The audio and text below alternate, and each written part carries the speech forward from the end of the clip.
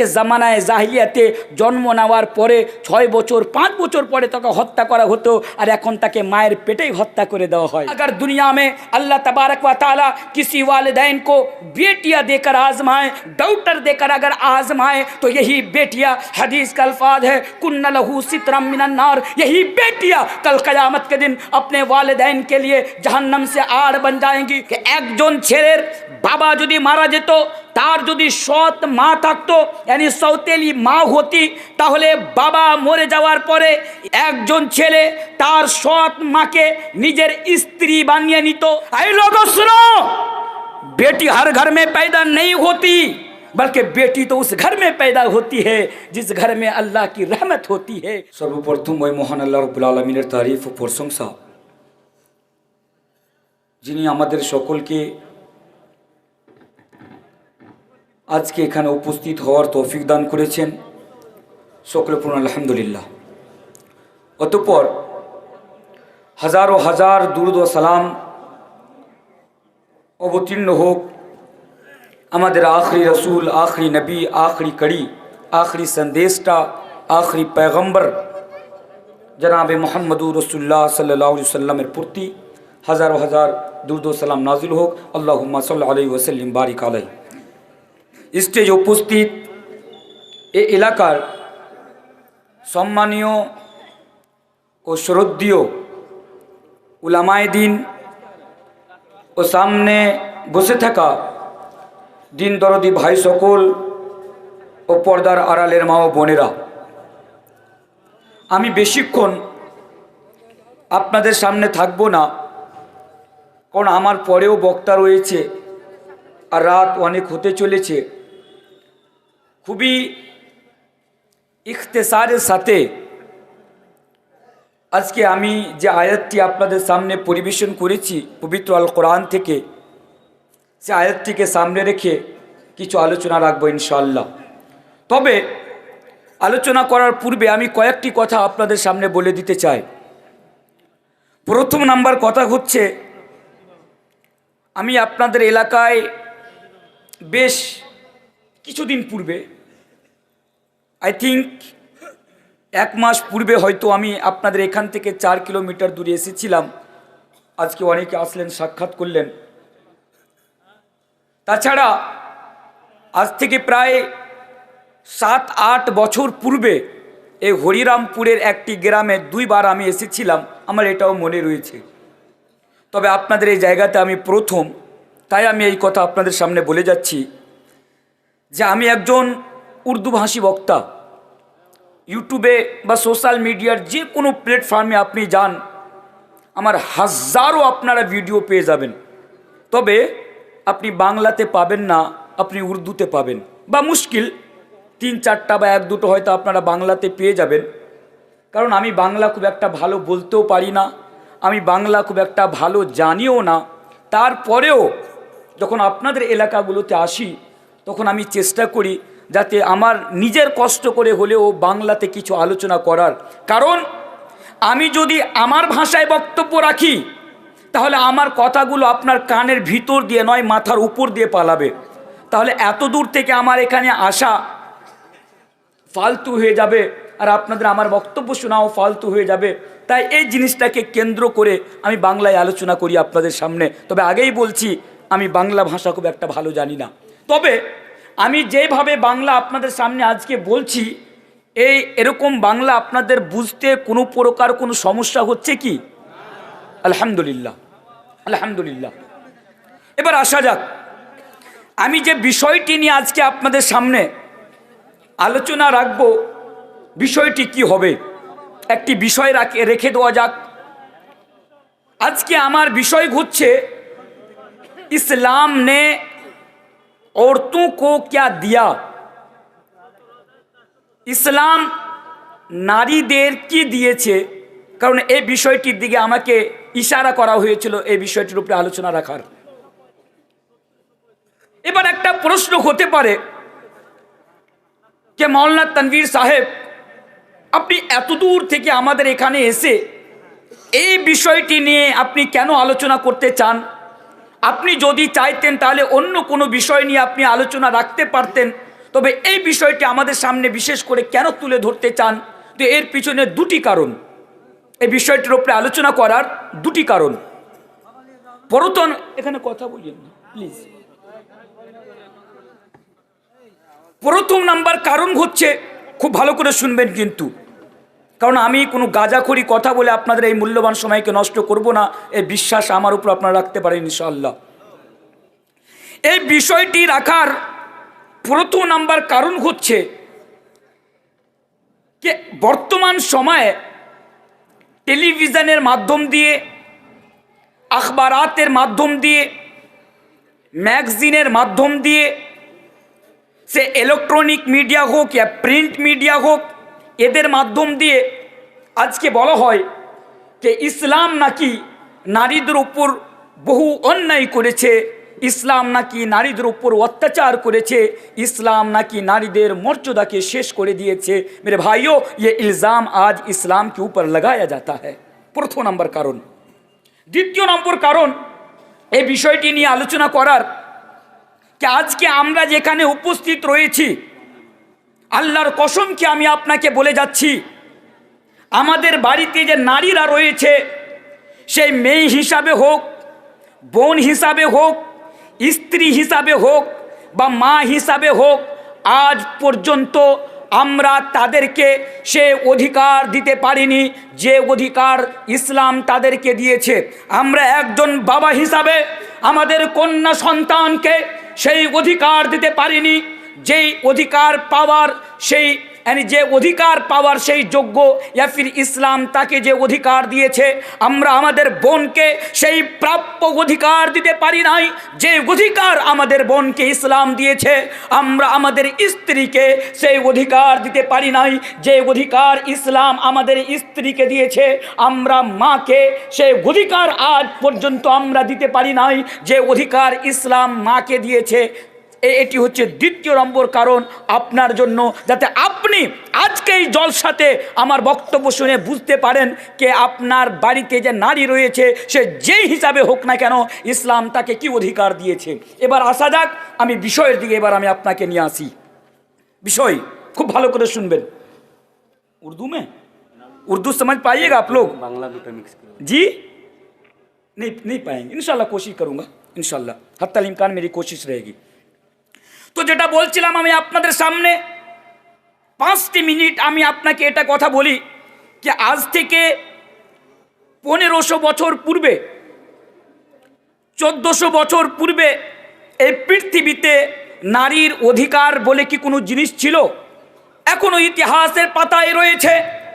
আপনি যদি জামানায়ে জাহিলিয়াতের ইতিহাস, আপনি যদি জামানায়ে জাহিলিয়াতের তারিখ আপনি যদি উঠিয়ে পড়ুন, তাহলে আপনি দেখতে পাবেন এই পৃথিবীর বুকে আজ থেকে 1400 বছর পূর্বে নারীর মান সম্মান অধিকার বলে কোনো জিনিস ছিল না। কোনো অধিকার তাদের কোনো জিনিসই ছিল না, তাদের কোনো হাইসিয়তই ছিল না।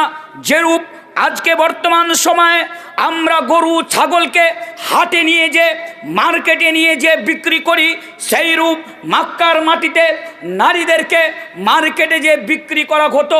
শুধু এতটাই নয়, এর চেয়ে বড় অন্যায় একজন নারীর জন্য আর কি হতে পারে?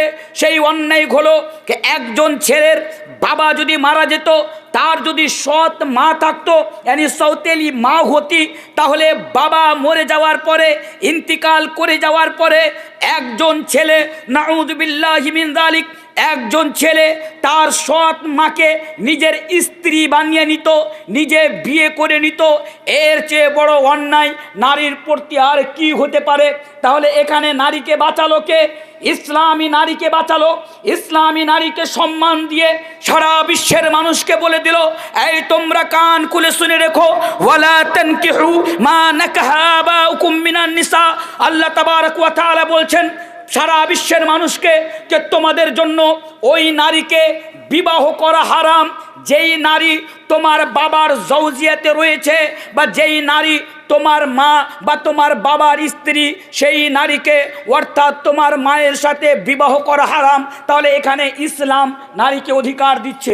কি কি অধিকার দিয়েছে প্রত্যেকটা জিনিস তো আমি আপনার সামনে রাখতে পারবো না, জাস্ট 3টা জিনিস আমি আপনার সামনে তুলে ধরবো। তার পূর্বে এই জিনিসটা আপনি ভালো করে বুঝে নেন যে ইসলাম নারীদের উপরে কি অধিকার তাদেরকে দিয়েছে, আর 1400 বছর পূর্বে নারীদের উপরে কি রূপে অন্যায় অত্যাচার করা হতো।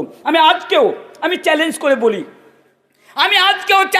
বলি, কারণ আমি জানি আমাদের ভারতবর্ষের যে বড় বড় মেন স্ট্রিম মিডিয়াগুলো রয়েছে, এবিপি নিউজ, আজ তাক, টাইমস নাও, নাও ভারত, এই যে বড় বড় নিউজ চ্যানেলগুলো রয়েছে, তারা আমাকে ফলো করে। তারা আমাকে এই জন্য ফলো করে যে আয়ে দিন তারা আমার বিরুদ্ধে তাদের নিউজ চ্যানেল থেকে তারা নিউজ চালাতেই থাকে, কারণ তারা এজন্য আমার পিছনে পড়ে রয়েছে যে মোল্লা তানভীর আলম জলসাতে যে কি বক্তব্য দেয় একটু দেখি, আমি যদি একটু এদিক থেকে ওদিকে কথা বলে নিই সেটাকেই তারা বাড়িয়ে চাড়িয়ে প্রকাশ করে মানুষের সামনে আমাকে ভিলেন বানাবার চেষ্টা করছে। আর এর পূর্বেও করা হয়েছে। আপনার যদি সোশ্যাল মিডিয়ার সাথে জড়িত থাকেন তাহলে আপনারা সে নিউজ চ্যানেলগুলো আপনারা দেখে থেকেছেন। তাই আমি খুবই समझदारों के लिए इशारा काफ़ी है, আমি খুবই সহজ ভাষাতে আজকে আমি তাদেরকে বলে যাচ্ছি, তোমরা শুনে রেখো, তোমাদেরকে আমার চ্যালেঞ্জ রয়েছে। যারা টেলিভিশনের ডাব্বাতে বসে, নিউজ চ্যানেলে বসে, या পত্রিকার মাধ্যম দিয়ে লিখে যারা মানুষের মধ্যে এই বার্তা ছড়ায় যে ইসলাম নাকি নারীকে কোনো অধিকার দেয় নাই, আমি তাদেরকে চ্যালেঞ্জ সহকারে বলছি, তোমরা যদি এক মায়ের দুধ পান করে তোমরা যদি বড় হয়ে থাকো তাহলে তোমরা আমার সামনে আসো। যতগুলো ধর্মগ্রন্থ রয়েছে, যতগুলো ধর্মের ধর্মগ্রন্থ রয়েছে সেগুলোকে তোমরা সামনে নিয়ে আসো, আর আমি তোমাদের সামনে আসব। একবার ডিবেট হয়ে যাক যে তোমরা সত্য না আমি সত্য। আগেও চ্যালেঞ্জ করেছি, এখনও চ্যালেঞ্জ করছি। আর এই ভারতবর্ষের মাটিতে যতদিন পর্যন্ত জীবিত থাকব, যখনই এই বিষয় নিয়ে আলোচনা করব, তাদেরকে আমি চ্যালেঞ্জ ছুড়ে বলবো যে তোমাদের যদি ক্ষমতা থাকে তাহলে প্রমাণ করে দেখাও কি ইসলাম নারীদের উপরে অন্যায় অত্যাচার করেছে।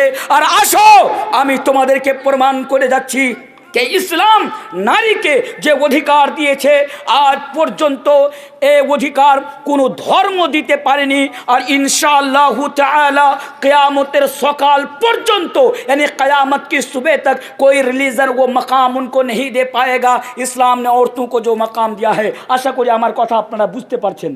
আর একটু আগে আসেন, নারীর উপর কি অন্যায় অত্যাচার করা হতো যে একই সাথে দুই বোনকে विवाह करतो, बैक वक़्त दो बहन को अपनी जौजियत में रखता, अर्थात একই সাথে দুই বোনকে নিজের আপন বোনকে একসাথে বিয়ে করে থাকতো, এই অন্যায় করা হতো। এটাকেও ইসলাম নিষেধ করলো। আর তাদেরকে বলে দিল যে তোমরা কান খুলে শুনে রাখো, একসাথে দুইজন মেয়েকে অর্থাৎ দুইজন বোনকে বিবাহ করা হারাম। এই ব্যাপারে আল্লাহ তাবারক ওয়া তাআলা পবিত্র কোরআনের মধ্যে বলছেন, হুররিমাত আলাইকুম উম্মাহাতুকুম ওয়া আন তাজমাউ বাইনাল উখতাইন। ইসলাম বলে দিল একসাথে ব্যাক ওয়াকাতে দুই বোনকে বিবাহ করা হারাম, ইসলামে ঘোষণা করে দিয়েছে। আর একটু আগে আসেন, আরেকটা জিনিস আমি আপনাকে দেখাই। বর্তমান সময় আমাদের বাড়িতে যে নারীরা রয়েছে এদেরকেও পিরিয়ড হয়, হ্যাজের খুন আছে, পিরিয়ডের খুন আছে, হ্যাজ হয়।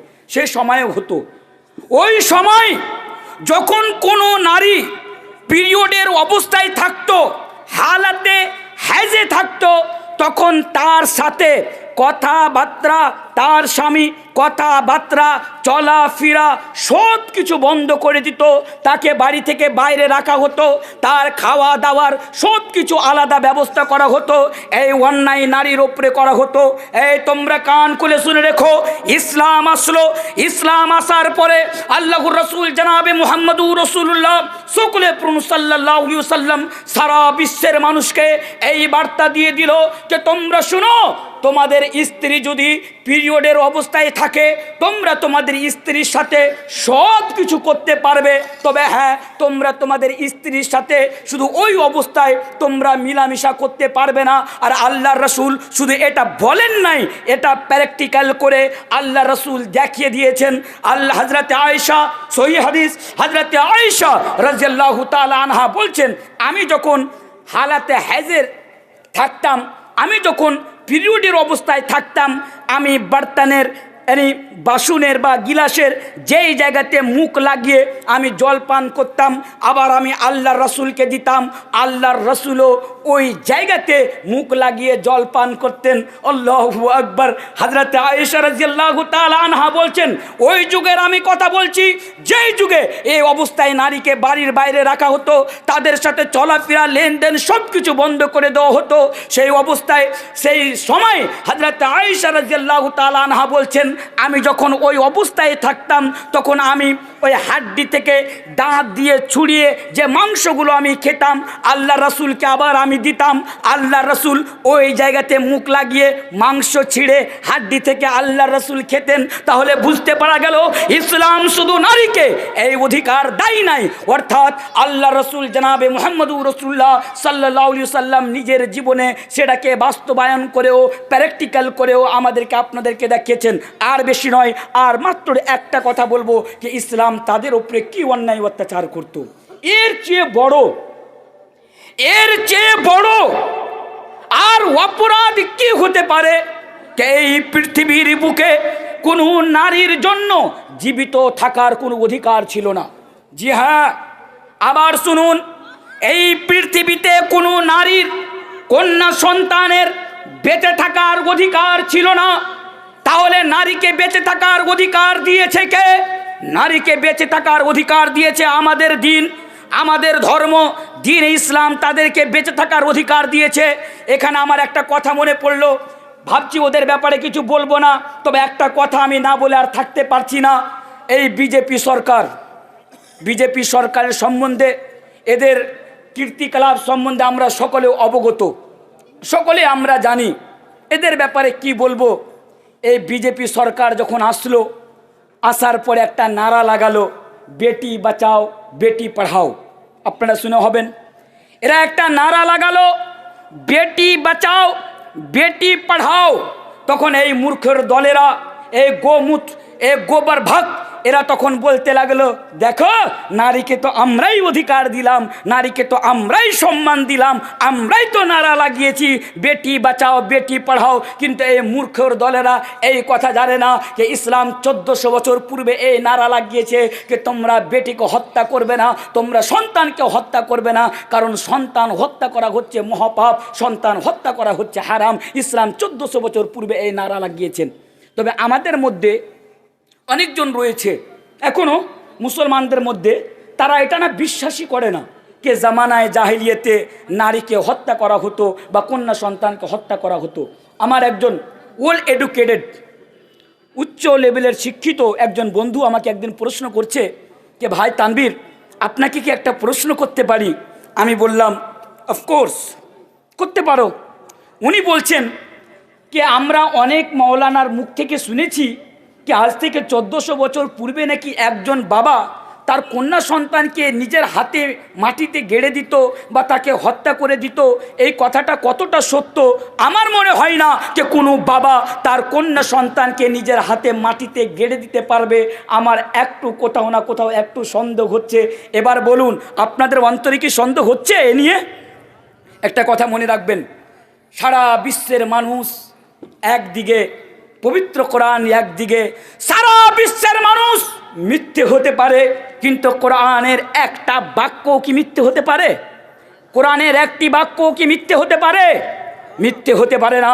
আর এই ব্যাপারে আল্লাহ তাবারক ওয়া তাআলা পবিত্র কোরআনের মধ্যে বলে দিয়েছেন, ওয়া ইদা বুশিরা আহাদুহুম বিল উনসা ওয়া যাল্লা ওয়াজহুহু মুসওয়াদ্দান ওয়া হুয়া কাদিম ইয়াতাওয়ারা মিনাল কওমি মিন সুই মা বুশিরা বিহি আয়ুমসিকুহু আলা হুনিন আম ইয়াদুসুহু ফিত তুরাব। আর এই আয়াতটিকে সামনে রেখে ইমাম বাগাবী রাহিমাহুল্লাহু তাআলা উনি বলছেন যে জামানায় জাহেলিয়াতে যখন কোনো মেয়ের বয়স 6 বছর হয়ে যেত, তখন তার বাবা তাকে নিজের হাতে মাটিতে পুঁতে দিত, নিজের হাতে মাটিতে গেড়ে দিত, তাহলে নারীকে বাঁচালো কে?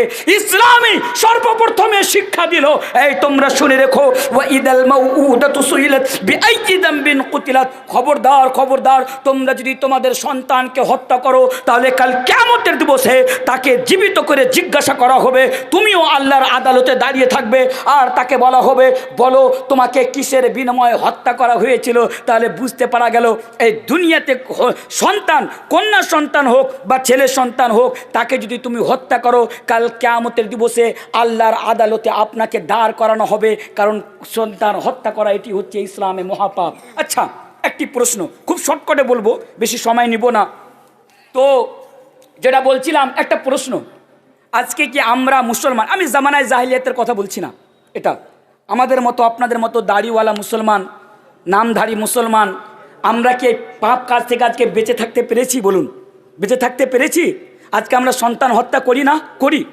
জামানায় জাহিলিয়াত সন্তান হত্যা করা হতো, বর্তমান সময়েও সন্তান হত্যা করা হয়, তবে কন্যা সন্তানের পরিমাণটা একটু বেশি, হত্যা কিন্তু করা হয়।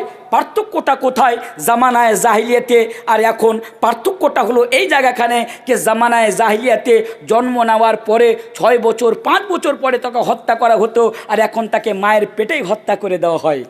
এখনও বিয়ে হয়নি, এখনও বিয়ে হয়নি।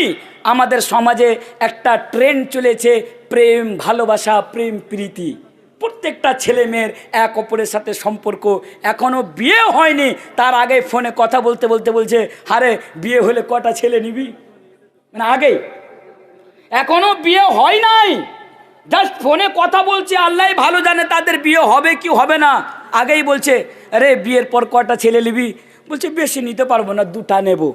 আর যখন বিয়ে হয়ে যায় আগেই তারা পরিকল্পনা করে নেয় 2টার বেশি আমরা সন্তান নিব না। কেন? কারণ তার বাপ যে নারা লাগিয়েছে হামদো হামারে দো, তার বাপকে ফলো করে আগে থেকে সে সিদ্ধান্ত নিয়ে রেখেছে। কিন্তু বোকা জানে না আল্লাহ রাসূল বলেছে তাজাওয়াজুল ওয়াদুদ আল ওয়ালুদ ফাইন্নী মুকাথিরুম বিকুমুল উমাম। অন্য হাদিসের মধ্যে রয়েছে তাজাওয়াজুল ওয়াদুদ আল ওয়ালুদ ফাইন্নী মুকাথিরুম বিকুমুল আম্বিয়া ইয়াউমাল কিয়ামা। আল্লাহ রাসূল বলেছে তোমরা বেশি বেশি সন্তান নাও, ওই মেয়েকে বিবাহ করো যে মেয়ে বেশি বেশি সন্তান দিতে পারে। আল্লাহ রাসূল বলছে তুমি বেশি বেশি সন্তান নাও, আর আমরা করছি কি আগেই পরিকল্পনা করে নিচ্ছি 2টার বেশি আর নিব না। এবার দেখুন, খোদা না খাস্তা বিয়ের পরে মেয়ের স্ত্রীর পেটে যদি বাচ্চা চলে আসে, মাথা খারাপ, রাত্রে আর ঘুম আসে না, মাথাই খারাপ, রাত্রে ঘুম আসে না। ডাক্তারের কাছে যাচ্ছে, ডাক্তার সাহেবকে বলছে ডাক্তার সাহেব বড় বিপদে ফেঁসে গিয়েছি। ডাক্তার বলছে কি হয়েছে বলো। ডাক্তারকে বলছে আমি তো 2টার বেশি সন্তান নিতে চাই না, আমার স্ত্রী প্রেগনেন্ট হয়ে গিয়েছে, আমার স্ত্রীর পেটে সন্তান চলে এসেছে, আপনি একটা কিছু করুন। ডাক্তার বলছে বোকা, এতে টেনশন নেওয়ার কি আছে, এ যাও আমি তোমাকে ওষুধ দিলাম, স্ত্রীকে ওষুধ খাওয়াও, বাচ্চা পড়ে যাবে, ইয়া অপারেশন করিয়ে নাও, অপারেশনের মাধ্যমে তুমি বাচ্চাকে খাল্লাস করে নাও। এই বলে আজকে আমরা সন্তানকে হত্যা করি। এই শোনো, জামানায় জাহেলিয়াতে যারা এই অন্যায় করেছিল, কাল কিয়ামতের দিবসে আল্লাহর আদালতে দাঁড়িয়ে তাদেরকে যেভাবে প্রশ্ন করা হবে, আজকে যা আপনি এই পাপ করছেন এটি ছোট বড় পাপ নয়, সমপরিমাণ পাপ। এই পাপের কারণেও কাল কিয়ামতের দিবসে আল্লাহর আদালতে দাঁড়িয়ে আপনাকে প্রশ্ন করা হবে। তাই সাবধান, সেই কন্যা সন্তান হোক ইয়া ছেলে সন্তান হোক, আপনারা হত্যা করবেন না। বলুন ইনশাআল্লাহ, ইনশাআল্লাহ, ইনশাআল্লাহ। এবার আসেন, আগে মাত্র 9টি হাদিস আমি আপনার সামনে পড়ব, সময় সংকীর্ণ, মাত্র 9টি হাদিস, তিনটি মাত্র 9টি হাদিস পড়ে আমি আমার বক্তব্য ইতি করে দেবো ইনশাআল্লাহু তাআলা। আচ্ছা, আগে দেখা যাক ইসলাম মেয়ে হিসাবে মেয়েকে কি অধিকার দিয়েছে। यानी মেয়ে অর্থাৎ কন্যা সন্তান, বেটি, ডটার, একে ইসলাম কি অধিকার দিয়েছে। 3টি হাদিস আপনারা শুনে নেন। কেন বলছি জানেন? কারণ আমাদের সমাজে বাবার যদি 4টা 5টা বা 3টা 2টা যদি বেটি থাকে তাহলে বাবার মাথা খারাপ হয়ে যায়। মাথা খারাপ হয় না? আমি আপনাকে একটা উদাহরণ দিয়ে বোঝাচ্ছি, ভালো করে শুনবেন। মুর্শিদাবাদের মাটিতে আপনাদের এলাকাতে চায়ের দোকানে একজন বসে পায়ের ওপরে পা উঠিয়ে চাও খাচ্ছে, বিড়িও খাচ্ছে, আর অ্যাটিটিউড মানে একদম বিশাল কিছু ভাব নিয়ে চায়ের দোকানে বসে মানুষের সামনে আলোচনা করছে। আবার হ্যাঁ, মুর্শিদাবাদের লোক আপনারা বিড়ি খান? বিড়ি খান? আপনারা পাগলই আছেন। আল্লাহ এত টাকা দিয়েছে, বিড়ি খেয়ে নিজেকে ধ্বংস করছেন, সিগারেট খান। ইনশাআল্লাহ সিগারেট খাবো আমরা, ইনশাআল্লাহ। কারণ এই মুর্শিদাবাদের লোক সব কিছু ছাড়তে পারবে। আমি তো প্রায় 11 বছর ধরে এই মুর্শিদাবাদের মাটিতে আছি, আলহামদুলিল্লাহ। বিভিন্ন জায়গাতে একটা অভিজ্ঞতা হয়ে গিয়েছে, মুর্শিদাবাদের লোক সব কিছু ছেড়ে দিতে পারবে, কিন্তু বিড়ি ছাড়তে পারবে না। মওলানা সাহেব, আপনি যা করতে বলবেন করেন, কিন্তু বিড়ি ছাড়তে বলিয়েন না। কেন ভাই, কি হবে? বলছে বিড়ি ছেড়ে দিলে মওলানা সাহেব হাগা হবে না। এই যে পেখানাতে বসে বিড়ি খাই। তো আমি কথাটা কেন বললাম, চায়ের দোকানে দেখবেন বিড়ি খুরগুলো বসে চায়ের দোকানে বসে বসে বিড়ি খায়। এবার উনি চায়ের দোকানে বিড়ি খাচ্ছেন, চা খাচ্ছেন, অ্যাটিটিউড ভাব নিয়ে উনি বলছেন, ভাই এই দুনিয়াতে আমার টেনশন বলে কোনো জিনিসই নাই। হাদিসটি বলার পূর্বে এটা বুঝেন, তাহলে বুঝতে পারবেন। দুনিয়াতে আমার কোনো টেনশনই নাই। বলছে কেন টেনশন নাই? বলছে দেখো আমার 5টা বেটা। আমাদের সমাজে একটা প্রচলন রয়েছে, সেটা কি, যার জটা বেটা তার টয়টা লাঠি। যার জটা বেটা তার টয়টা লাঠি। মনে করুন আপনার বাড়ি এটা, আপনার প্রতিবেশী, আপনার 2টা ছেলে, ওর 7টা ছেলে। ও কথায় কথায় আপনাকে গরম দেখিয়ে বলবে, এই সাবধানে আমার সাথে কথা বলিস, আমার 5টা ছেলে আছে, তো থোতনা চুড়ে দিবে। একটা গরম ভাব নিয়ে কথা বলে। সেরূপ উনি চায়ের দোকানে বসে উনি বলছেন কে আমার 5টা ছেলে, একটা ছেলে সৌদি আরবে থাকে, একটি ছেলে দুবাইয়ে থাকে, একটি কাতারে থাকে, একটি হাই স্কুলে চাকরি করে, আর একটি বাড়িতে জমি জায়গা দেখাশোনা করে। আমার টেনশন বলে কোনো জিনিসই নাই, ছেলেরা টাকা দেয়, আমি চায়ের দোকানে দিন পাস করে দিই। এই কথা শুনে তার পাশে একটা গরিব লোক বসে আছে, তার কিন্তু মনটা খুব খারাপ হয়ে গেল। আরেকজন তাকে জিজ্ঞাসা করছে, ভাই ওর কথা শুনে আপনার মনটা খারাপ হলো কেন? উনি বলছে, ভাই দুঃখের কথা কি বলবো, আমার কপালটা ফুটো হয়ে গিয়েছে। বলছে কপাল ফুটো হয়ে গিয়েছে মানে? বলছে এই জন্য কপাল ফুটো হওয়ার কথা বললাম, আমার বাড়িতে শুধু মেয়ে আর মেয়ে, মেয়ে আর মেয়ে, মেয়ে আর মেয়ে, আমার বাড়িতে একটাও ছেলে নাই। তাহলে মেয়ে হলে একটু আমাদের কোথাও না কোথাও একটু মনটা ভারী হয়ে যায়, একটু ভারী হয়ে যায়। তবে শুনুন হাদিসগুলো, আপনি শুনুন, আপনি ভাববেন কে মেয়ের কি অধিকার রয়েছে। এই শুনুন, আপনার বাড়িতে 14 ঘন্টা যদি বেটা থাকে, ইসলাম আপনার বেটাকে সে অধিকার দেয়নি যে অধিকার আপনার মেয়েকে দিয়েছে। যেই মেয়েকে নিয়ে আপনার এত টেনশন, যে মেয়েকে নিয়ে আপনার এত ভাবনা চিন্তা, মেয়ের ফজিলত কি, মেয়ের মর্যাদা কি, ইসলাম তাকে কি বলছে? আল্লাহ রসুল জনাবে মুহাম্মদুর রাসূলুল্লাহ সাল্লাল্লাহু আলাইহি সাল্লাম বলছেন, সহিহ হাদিস, মান আলা জারিয়াতাইনি হাত্তা তাবলুগা জাআ ইয়াউমাল কিয়ামা আনা ওয়া হুয়া ওয়া দাম্মা আসওয়াবিহু। অন্য হাদিসের মধ্যে আল্লাহ রসুল বলছেন, মান আলা জারিয়াতাইনি দাখালতু আনা ওয়া হুয়াল জান্নাতা কাহাতাইন ওয়া আশারা বিউসবিআইহি।